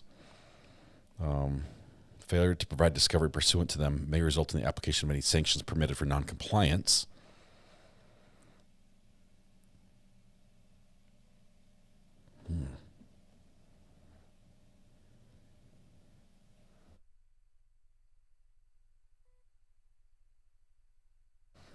Okay, so judge sided with the prosecution on this one. The pictures are not coming in, but because of the answers that came out in the proffer, the judge is saying, okay, the evidence itself doesn't come in, but you can still go there on questioning. So now we have. Well, we've got a call coming in. Let's see if we can take it. I'm gonna hang up on you as soon as call court comes back. Bree. Hey, Bree, you've got just moments. What's on your mind? I was just going to say real quick, I was bouncing between Brandy and Emily during this case when it first started. What I understood from Emily is that when I interviewed her, then people were reaching out to Karen's team and giving them these pictures. They didn't know all this stuff existed. They didn't know about all this relationship. They said, the defense said they've had these pictures for 6 months to a year. So they've had it for a long time. What was my understanding? But I think, it's cool. I appreciate you sort of helping us sort of weed through this and figure out what happened. Thank you, Bree. If you could have a second counter, I don't think you can, but you need one other counter. You need a what, if any, counter from the isn't that what Brandy's counting? Hello? Are you there? When he asked that question, yeah. Oh, you cut out. Are you there? Yeah, you cut out for a minute. Oh. I thought Brandy was counting the what if any's. The defense attorney, his favorite way to start a sentence is what if any. Yeah. You almost need a what if any counter. That would my finger would be so busy. Click, click, click, click, click, click, click. That's true. I don't I don't know if you'd be able to make it. We'll have to compare. If Brandy's counting it, we'll compare the counters at the end of the trial, see how or what, if any, counters went compared to our seismograph. Good. But thank you, Bree. Awesome. Appreciate it. Good. Right. I love the fact that you're on replay, so I can catch back up on stuff I've missed too. Awesome. We're back. You. I got to let you go. Okay. Bye. Bye.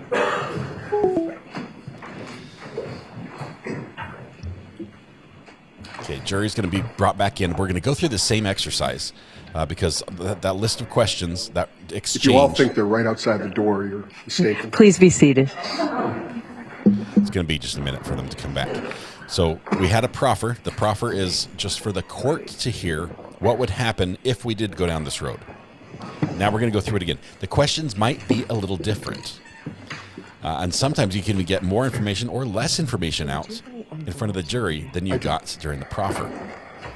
It'll be a little more challenging because he now has to get that same information without the benefit of confronting her with the pictures in front of the jury. The jury don't know about the pictures. But he is allowed to go there. So we'll see how far, or if she just surrenders the information, gives it up right then, or if she fights him tooth and nail to get each little crumb out. Oh, that was a brief call. Yes, it was. Awesome. Thank you.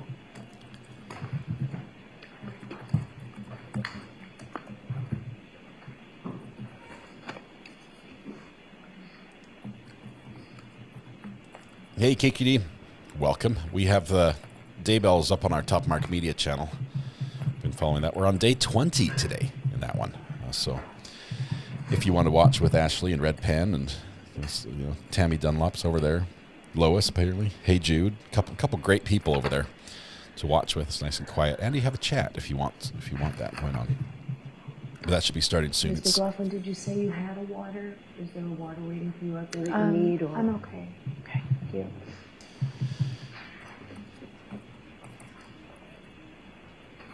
So I saw nervousness in the family members that are sitting on the other side of Karen Reed. And those are the, I believe, the O'Keefe family, right? I don't know if we have any Alberts in court at all. I don't think there are any Alberts in court in the view, because there's not room for spectators. So they just have room for family and media. But man, I'm curious.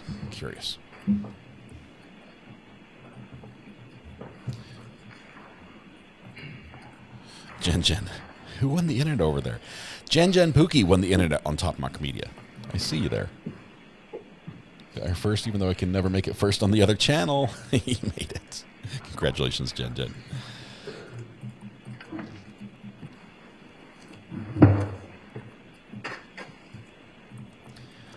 Megan, I have not heard from the family. Other than what we've heard in court, the family said they liked her, and that it looked like they had a normal or good relationship. So I haven't heard a lot.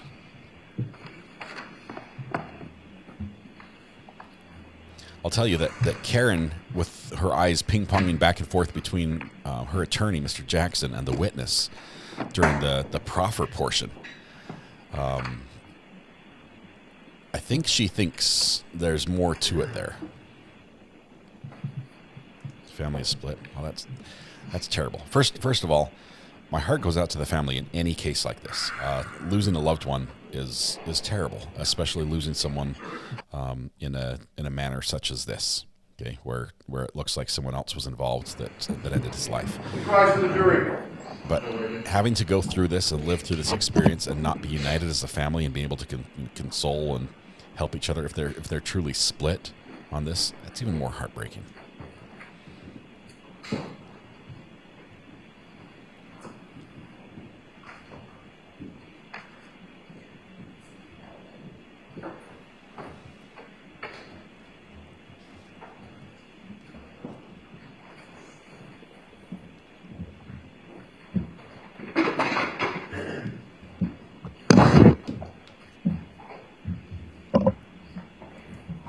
Everybody is packed in here for sure. This court is in session. Please be seated.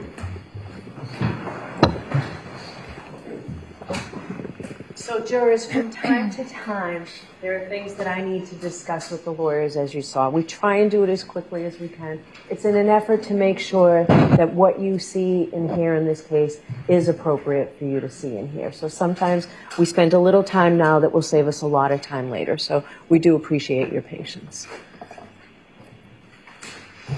Mayor, Your Honor? Yes. Thank you. Ms. McLaughlin, thank you for your patience. When we last left off, I was asking you about your relationship with Caitlin Albert. You recall that? Yes. I want to ask you a few more questions about that. You and Caitlin Albert have known each other for how long? Since high school. Which is, give me a span of time. So, probably about 10 years. You have traveled with Caitlin Albert and friends. When I say traveled, I don't mean to exotic locations. I mean day trips, etc. Yes. You have a group of mutual friends together, correct? We have mutual friends, correct. Those mutual friends have gone on day trips with you and Caitlin Albert involved? Correct. On more than one occasion, as a matter of fact? Correct. On many occasions, as a matter of fact? I don't know. More than 5? I don't know. More than 10? I don't know. That was sneaky. You've seen photographs More than 20? of No. you Where do you with stop? Caitlin Albert on some of these day trips, correct? Yes. You've seen at least 3 of those photographs. Yes. You're friends with Caitlin Albert on social media? Yes. Other than the 3 photographs that you've seen, we just talked about, there have been other events that you've been at with Caitlin Albert that weren't necessarily photographed, or we don't have those photographs, correct? Probably. You know that Caitlin Albert is the same Caitlin Albert that's the daughter of Brian and Nicole Albert, as you sit here.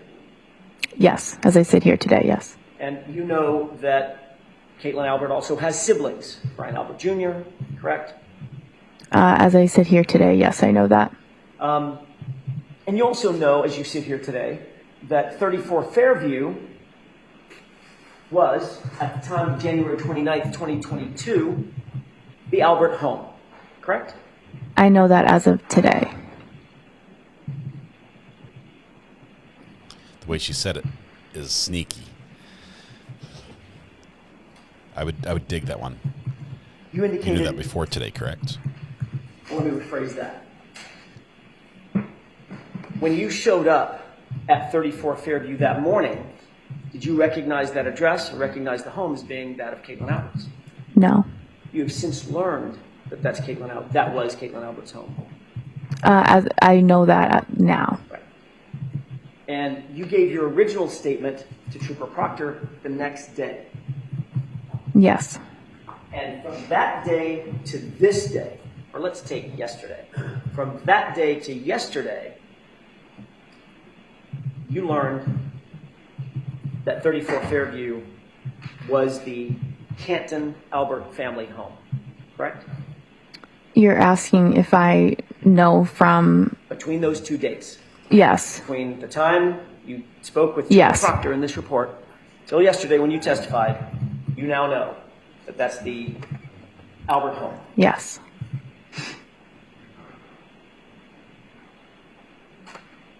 And you also indicated that between that report that you gave to Trooper Proctor, that statement that you gave to Trooper Proctor, and yesterday's testimony, your statement has evolved.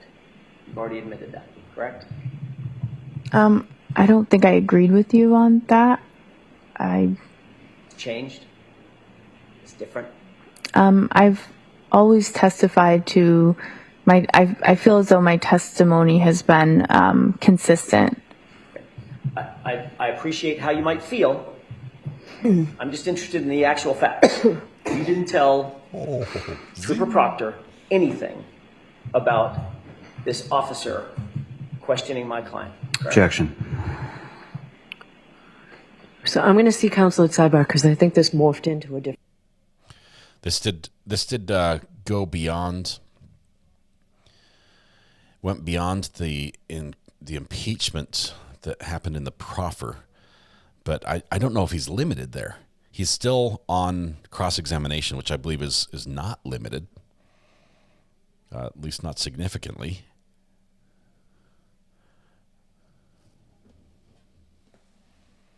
I like that he went back and sort of clarified that that she obtained this knowledge about whose home that was between the day of the incident or the day after the and you know, now, or the day before today. So she didn't find out in court today. She knew at some previous time, and that, I think that part's important. But it also presents the possibility that she found out while talking to Trooper Proctor. She did say it involved. Yes. You agree, Mr. McLaughlin, that the statement that you gave to Trooper Proctor is not the same as the statement that you gave to these jurors yesterday, right? Yes. That just told me that. Yes. Wow. I get the feel that she tried to hide her relationship.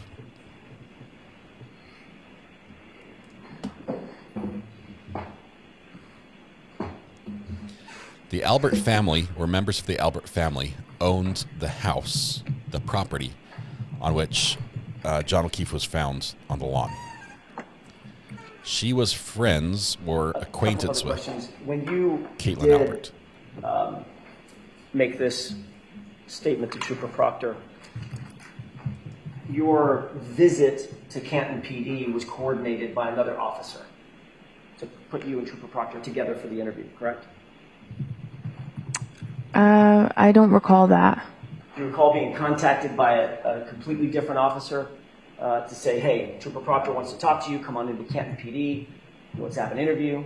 I don't remember exactly how the interview was set up. So that was my next question. You may have just told me this. Do you have any recollection who set that interview up? I don't. Does the name Kevin Albert sound familiar? No. Do you know Kevin Albert? No. Do you know him to be a police officer at Canton PD? No. Do you know him to be the brother of Brian Albert? Objection. No. The objection sustained. That's all I have, Your Honor. Okay. Whoa. Well, any redirect? Yes. Okay. That got spicy at the end. Was this set up by the brother of the person who was So Firefighter McLaughlin, you went to high school with Caitlin Albert, correct? Yes. And could you describe the nature of your relationship, if any, with Caitlin? I would describe it as we're not close friends. I would say we're more acquaintances. We have mutual friends.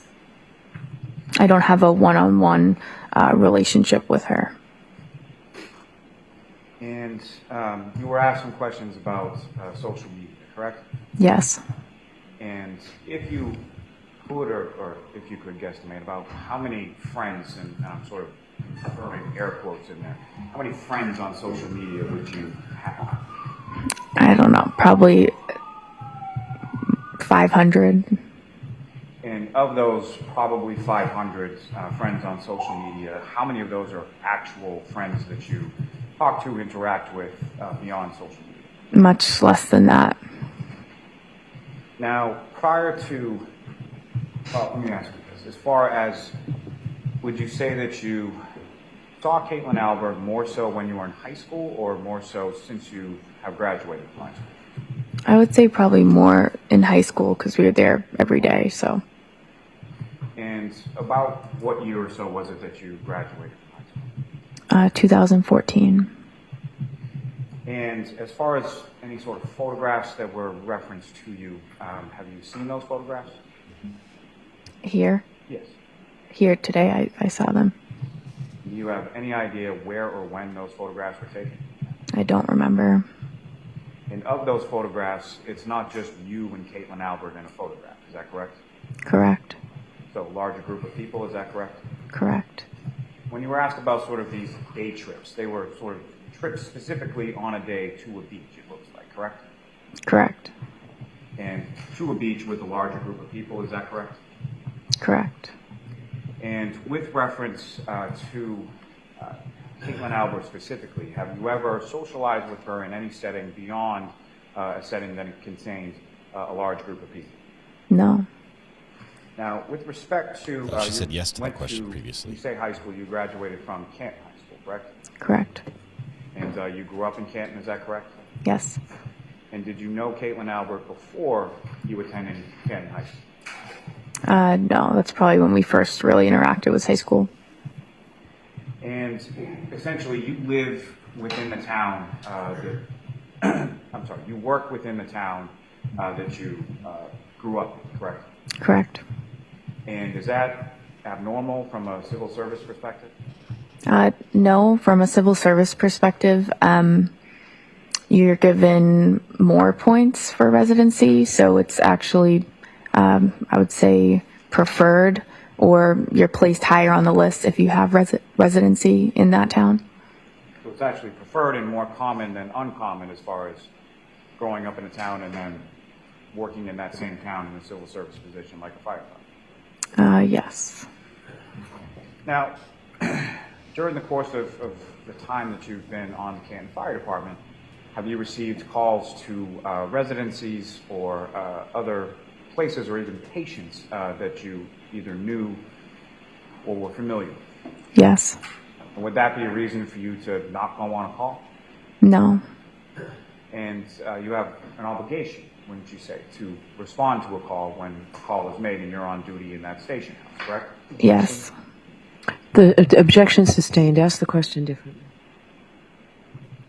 As far as when you're on duty as a firefighter at a particular station house and you get a call, what, if any, choice do you have to respond to any particular call?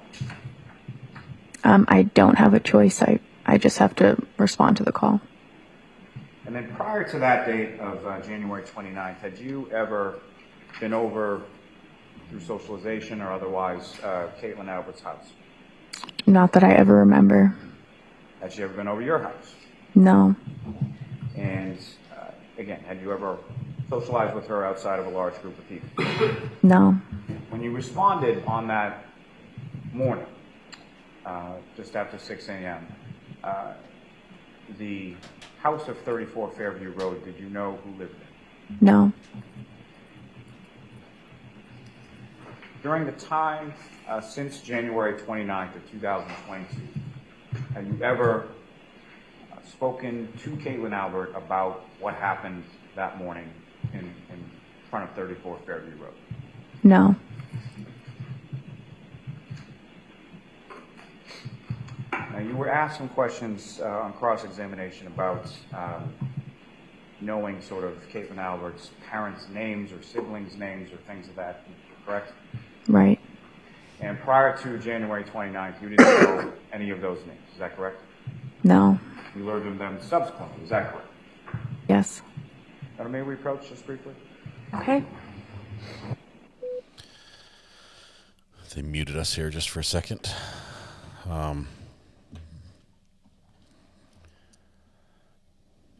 Interesting.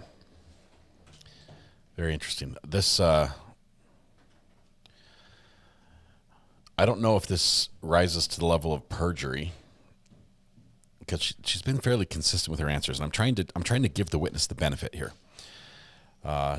If all the pictures, even if the picture of her like with her arm wrapped around her or whatever it was on the beach, kneeling behind her, whatever was happening there, if that was just a group photo where everyone's like, okay, give your neighbor a hug, big photo, and they crop that part out, I can see her not being close friends with Caitlin.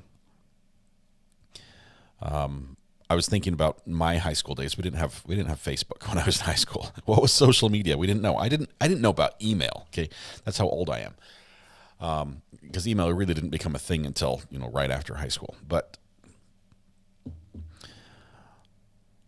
I did know pretty much where all in my circle of friends. I knew at least generally where all my friends lived, even the ones that were in different cities. And we had, I don't know, high school covered 1, 2, 3, 4, 5 or so cities fed into the high school. And so my circle of friends weren't the biggest. I mean, obviously I had acquaintances with mutual friends, but I wasn't a partier, so maybe I was never in her situation. But I can see where her answers were somewhat truthful. The problem I have is that she was quite cagey about this, that she was hiding. And I still struggle with some of her answers. Like, she wants to give out some information, particularly this information that points the finger at Karen Reed and literally puts the confession in Karen Reed's mouth. Okay? She's putting those words in her mouth. And then at the same time, and she's doing so with great detail, remembering the exact scenario. Who was there? What was said? Where I was? Who said what? So she comes in with that and then has no recollection. Even after seeing photographs of herself. Doesn't even remember the outfit she wore. I'm sorry, but girls typically remember their bathing suits. I mean, women, own up to this. You know which bathing suits you have, which ones you like, which ones you don't like. Ms. McLaughlin, you learned of those other people's names within the Albert family subsequent to your response to this call on January 29th. Is that correct? Yes. And you learn of those through sort of various news or media reports in relation to this case, not something that you had any conversations with anybody about, correct? Correct. I have nothing further. All right. Your Honor, if I may, I have a Okay. follow-up. Okay. You indicated, Ms. McLaughlin, There's a Mr. Lally just asked you about these 500 friends on social media. A couple of quick questions about that. Of those 500 friends on social media, how many of those have you taken day trips with? I don't know. How many of those have you gone to the beach with? I don't know. How many of those have you posed for photographs with? I don't know. How many of those have you posed for photographs in swimwear with? I don't know. How many of those have you been photographed with your arm around while that other friend is drinking a beer? Sustained. Sustained. Ms. McLaughlin, all of those things that I just mentioned, you have done with Ms. Caitlin Albert. Objection, Your Honor. Sustained. No further questions. Okay. All right, Firefighter McLaughlin, you are all set. And a big sigh to finish it off.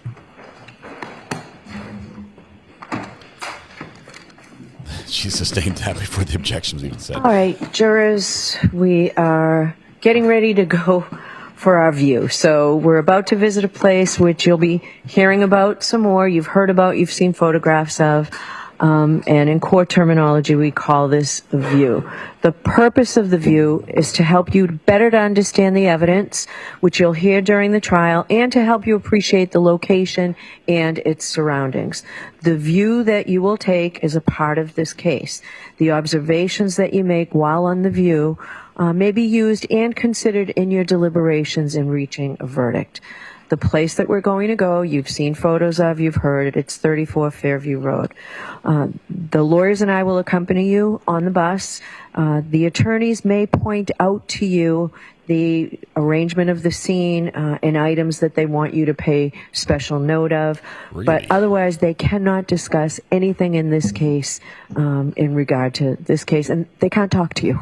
All right, they'll be able to do an opening here, and they'll be able to point these things out. While you're on the view, it's very important that you can't take notes, and you certainly can't use your phones and take photographs. All right? It's really just for you to see. You cannot conduct any independent investigation while we're there or at any time during the trial, as you've been told. You're not to return to the scene or ask anyone else to do it for you until the case is over. So this is your opportunity to take a look when we go. What you are to do in the view may be best summarized in two very familiar words, which is stop and look. Okay? Your responsibility is to see the place, to observe it carefully, and to remember what you see. So during your trip to and from the place that we're going to view, you're not to discuss this case or anything about it among yourselves or with anyone, and you are not to permit anyone to talk with you about the case. You'll be under the supervision of our great court officers at all times, and you'll remain together until you return to court unless the court officers direct you otherwise. And just so that you know, because some of this came up during our jury selection process, spectators, if there are any, and all members of the press have been ordered to stay 100 yards away from you. All right? So you can go and you can look and take your time looking without worrying about any interference from anyone. All right. order So with spectators, that, man? Mr. Clerk, could you swear in, please, the court The officer? court officers, raise your right hands, please. Do you solemnly swear you will take this jury upon the premises in question, and there suffer them to view the same in any property, place, or thing bearing upon the issues on the trial, as they shall seem necessary? That you will not permit the parties to enter in a debate in front of the jury, or a person to speak to them, unless it be Adam Lally for the Commonwealth and Alan Jackson for the defendant. They to point out such places or things as they deem expedient for the determination of the issue, and that you will keep the jury together until they shall return into court, except the court shall otherwise order, so help you God. Thank you. All right, so Mr. Lally, do you want to do a short view opening? Yes, thank you. Okay. So, ladies and gentlemen, as her owner just described, we're about to go to a place. When we arrive there, and at any point in time when we're there, this is not a point where we can have any sort of conversation or back and forth. So all I'm going to be asking you to do is just take note of certain locations and certain items as you see them. And again, as with anything in this case, this is as you find them, as you observe them, okay? So first I'm going to ask you to sort of, when we arrive in a general area, as far as taking note of sort of street names when you're coming into and when you're exiting from this particular area. When we arrive at a specific location, I'm going to ask you to take note of certain things about the roadway. Okay, certainly any abutments to the roadway, any residences that you observe, the distances between the roadway, and any landmarks or any items that you observe on that property, specifically a driveway, specifically a front door, any other sort of items of interest within the front lawn area of that home. I'm also going to ask you to take note of the roadway itself and sort of the width of that roadway, whether or not you find any sort of lanes separating within that roadway, and then the individual width of some of those lanes as well. Lastly, there is also going to be a vehicle there. And I'm going to ask you to take note of certain things with respect to that vehicle, okay? With respect to the size of the vehicle, with respect to the height of the vehicle, with respect to anything that you observe specifically from the front, the side, the back, all of the exterior of that vehicle, and then also some of the interior of that vehicle. And specifically, I'm going to ask you to take note of sort of the center console in the front driver's compartment of that vehicle, and anything that you observe in that location as well. And that is all I'm asking you to do on this case, and I thank you again for your time and attention. All right, Mr. Jackson. Thank you, ladies and gentlemen. It's the first time we've been able to speak to you directly, so I want to take the opportunity to introduce myself and thank you for your service and thank you for your time and commitment to this. I'm going to echo a lot of what Mr. Lally just said. There's nothing magical about this other than it gives you perspective. It's an opportunity to introduce you in three-dimensional form to stuff that you've been seeing in two-dimensional form. Photographs, some of the testimony, diagrams that you might see. So I'm sorry, we're really pointed on what you can say. What we're going to ask you to do is take special note of the relationships of physical items out at the scene. Much as Mr. Lally just indicated, there are going to be physical things out at the scene. You've heard about a flagpole, a fire hydrant, a house. We're going to ask you to take special note of where those are in relation to other things physically at the scene. That will hopefully, with the court's instruction, give you some assistance in putting together the testimony that you think is relevant and the documents that you think are relevant. Again, to echo what Mr. Lally said, we're going to ask you to look at the roadway, the vehicle, the house, the physical items at the home, and the relationship between and among all of those things to each other. Hopefully, that will give you a very good understanding of what we're dealing with, especially with the exhibits. Thank you. All right, so folks, we'll be all set. We'll see you at the bus in a little bit. Just make sure your notebooks are closed. You are muted. We just got muted. We got muted. How dare they mute us? Hello? Scott. Hang on one second. Hang on. Hello.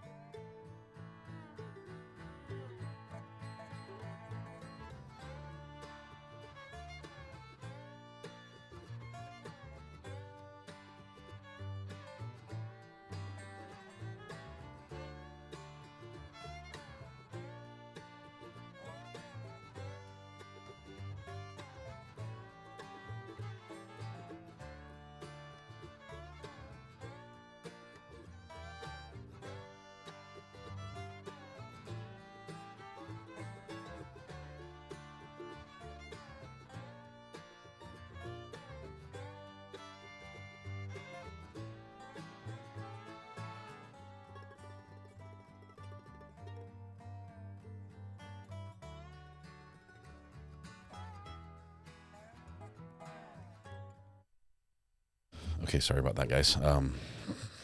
Sad news. A friend's family was in a car accident, and we just found out that the passenger in the car accident passed away. Didn't know her personally. They were rear-ended by a big truck, and she was a high school student. So terrible news, but hearts go out to her family. And all the students at JHO's. Yeah, it's terrible. Friend and her dad are out of the hospital, though, and don't know anything other than that. Just barely broke on the news. We didn't know that this morning. We knew she was in the hospital, but terrible. You know, it's bad. And doing that, I think we. Let me jump back to court, because I think there's a little bit more before this jury view that we have to hear. Let's see if we can. Maybe it would be better if I did it over here. I wanted to interpose an objection to. So I think it would be better if you did it over here. It's illegal. It's just illegal. I don't know what you're doing. Come over here and tell me what you're going to do, and then I'll be back there and do it. Spiciness. This judge does not like things getting out into the public without her permission. Hang on just 1 second while we wait for this. May I hear that? Yes. Okay. As it relates to the 4 exhibits that the court deemed were not admissible because of a violation of Rule 14, I wanted to elaborate just very briefly. Go ahead. Our objection. We believe that under Rule 14, we were not obligated to have to present these exhibits to the Commonwealth in discovery. Rule 14 does not require such disclosure when the exhibits are used for impeachment only, and that's exactly what those 4 exhibits were going to be used for, and what we intended to use them for. Had this witness said, I know Caitlin Albert, we've been friends for 10 years, we went to high school together, we've been on day trips together, we've been to the beach together, and we've socialized together, I wouldn't have to show any photographs. But that's not what she said. What she said was, I went to high school with a person named Caitlin Albert, which is a bastardization of the truth. That's not the truth. And those 4 photographs are what got her, in the voir dire process, what got her to admit that she in fact does know Caitlin Albert, and those are on a very, very different level than she first suggested. As the SJC is explained in the case of Commonwealth versus Aguiar, Aguiar, at 400 Mass 508, pin site at 513. It's a 1987 case that says the following, and then I'll finish my record. Quote, a defendant has a constitutional right to bring to a jury's attention any circumstance which may materially affect the testimony of an adverse witness, which might lead the jury to find that the witness is under an influence to prevaricate. It matters not that the evidence would reveal an otherwise inadmissible fact, such as the witness's commission of a crime. A judge may not restrict cross-examination of a material witness by foreclosing inquiry into a subject that could show bias or prejudice on the part of the witness, end quote. This is a That's strong exactly objection. what we believe we were entitled to do with Katie Proffer as a witness for the Commonwealth. She has bias, or at least the jurors can consider a bias. She has prejudice. The jurors can consider a prejudice because of a pre-existing relationship with Caitlin Albert, about which she was not truthful. So I wanted to make that record and ask the court to reconsider whether or not those 4 exhibits could be introduced. I don't need to make any big deal about it. I don't want to call her back to the stand. But I think the jurors, now having had the description of those photographs, should be able to see them in evidence. And I will submit.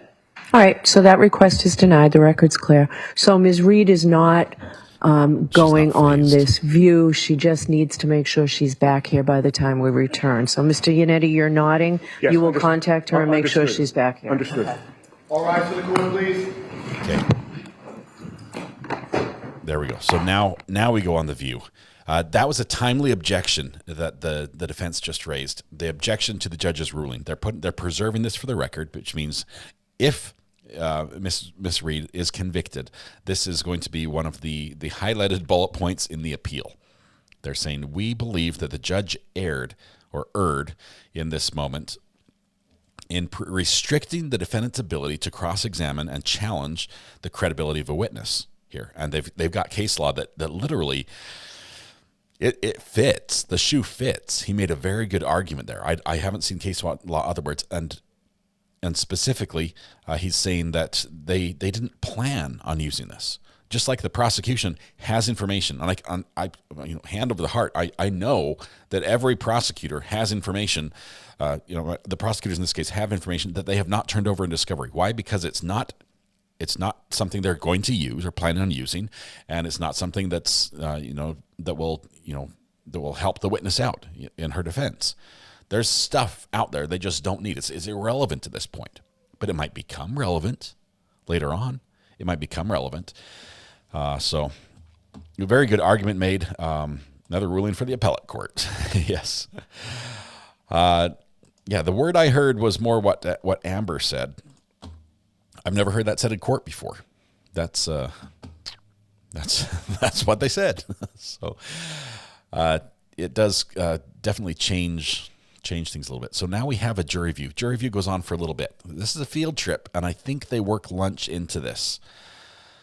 Which means that for the next, 2 hours, we've got next to nothing to watch. So do we hang on a second. Let me back it up. Oh, right there. Do we just skip ahead and watch the rest and be done for the rest of the day? Or do we take a break? If it's all right, let me take a quick break because we've got a few calls to make with the news that just broke here. Thanks for the condolences. This is it's sad news. It's very sad. I know the family that was driving. I know the dad. I know the daughter that were in the car. The passenger, I'm not familiar with her. I only knew her name after the accident. But we've got a couple calls to make and see if we can help out right now. So we'll do that. We are going to come back after lunch. It's not going to change my schedule today. It's terribly sad, and if anything, it just makes me think a little bit more about the outro we give every day, because we never know when things happen. I mean, people pass at oftentimes inconvenient and unfortunate times. So tonight when you go home, please hug the people you love. Smile at someone, make the day just a little bit better. Please stay safe till we go live again in about an hour. We're going to take an early lunch here, and we'll be back for the afternoon session after the jury view of today. So appreciate y'all. You guys are amazing. Thank you, amazing mods as well. We'll see you on the flip side.